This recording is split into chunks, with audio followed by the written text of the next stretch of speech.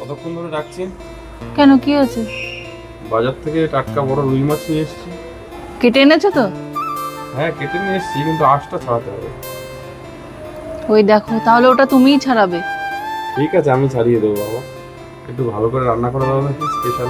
টুনটুন, বড়দাকে বলো করে দেবো, বলো। যেমন কর্ম তেমন ফল, ঠিক বসিয়ে দিল মাছের আঁশ ছাড়াতে।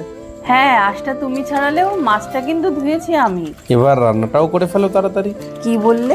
আরে, নুন হলুদটা তো মাখাও। প্রথমে মাছগুলোকে নুন হলুদ মাখিয়ে কিছুক্ষণ রেস্টে রেখে দেবো। মাছগুলোর মতো আমিও যদি একটু রেস্ট পেতাম। মানে? মানে এরপরে কি কি করছো সেটা বলো। এবার আদা জিরে গোলমরিচ ভালোভাবে বেটে নেব। তারপর কড়াই চাপিয়ে তেল গরম করে মাছগুলোকে লাল লাল করে ভেজে নেব। এই দেখো, আমার মাছ ভাজা শেষ। আমাদের বাড়িতে সবাই একটু মাছটা বেশি কড়া কড়া ভাজা খায় তো, তাই একটু বেশি কড়া করে ভেজে নিয়েছি। এবার ফোড়নের জন্য হাতের কাছে কিছু মশলাও নিয়ে নিলাম। এবার মাছের তেলের মধ্যে কালো জিরে, গোটা জিরে, গরম মশলা, শুকনো লঙ্কা, তেজপাতা দিয়ে ভালো করে ভেজে নেব। এবার যে মশলাটা বেটে রেখেছিলাম সেই মশলাটার মধ্যে নুন, হলুদ, শুকনো লঙ্কার গুঁড়ো আর অল্প পরিমাণ জল দিয়ে মশলাটা একটু মিক্সড করে নিয়েছি। এরপর তেলের মধ্যে দিয়ে দিলাম মশলাটা। এবার এই মশলাটাকে 2 থেকে 3 মিনিট হালকা আঁচে ভেজে নেব। মশলাটা যে একটু লাল লাল হয়ে আসবে তখনই দিয়ে দেবো স্বাদ মতো চিনি আর দিয়ে দেবো কেটে রাখা পেঁয়াজ। পেঁয়াজটা দিয়ে মশলাটা কিন্তু ভালোভাবে লাল লাল করে ভেজে নেব। এই মশলাটা যত ভালোভাবে ভাজা হবে তত ভালোই কিন্তু ঝোলের টেস্ট আসবে। দেখো, আমার মশলাটা পুরো ভালোভাবে ভাজা হয়ে গেছে। এবার দিয়ে দেবো কেটে রাখা টমেটো। টমেটোগুলো কিন্তু এরকম গোটা গোটা করেই দিতে হবে।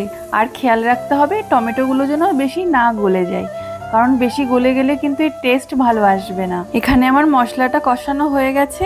এবার দিয়ে দেবো পরিমাণ মতো জল। থাক থাক, অনেক কষ্ট করেছো, জলটা না হয় আমিই দেই, না হলে তো পরে বলবেই যে সব কাজ তুমি একা একাই করেছো। ঠিক আছে, বাকি রান্নাটা তাহলে তুমিই করো। ঝোলটা ফুটে গেলে মাছগুলো দিয়ে দিও। হ্যাঁ। আচ্ছা, মাছ তো নয় দিলাম, তারপরে কি করব? কিছুই তো জানি না। আরে কোথায় গেলে? আরে আছি, যাইনি কোথাও। ঝোলে মাছটা দেবার পরে 15 থেকে 20 মিনিট ভালোভাবে ফুটিয়ে নিয়ে দিয়ে দেবো গরম মশলা। ও, এটা তো আমি জানি। হ্যাঁ, বেশি না বকে যেটা করছো তাড়াতাড়ি করো। আমার কিন্তু রান্নাটা হয়েই গেছে। এবার দিয়ে দেবো ধনিয়া পাতা আর ফ্লেভারের জন্য দিয়ে দেবো গোটা গোটা কটা কাঁচা লঙ্কা। এগুলো দিয়ে 2 মিনিট হালকা আছে রান্না করলেই রেডি আজকে রুই টমেটোর মিলবাহার।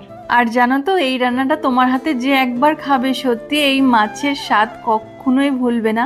আর এই রান্নাটা কিন্তু আমি আমার মায়ের কাছ থেকেই শিখেছি, আর এত ভালো গন্ধ বেরিয়েছে। আরে ওইসব গন্ধ টন্ধ পরে হবে, আগে আমার পেটের চুচোটাকে তো শান্ত করো।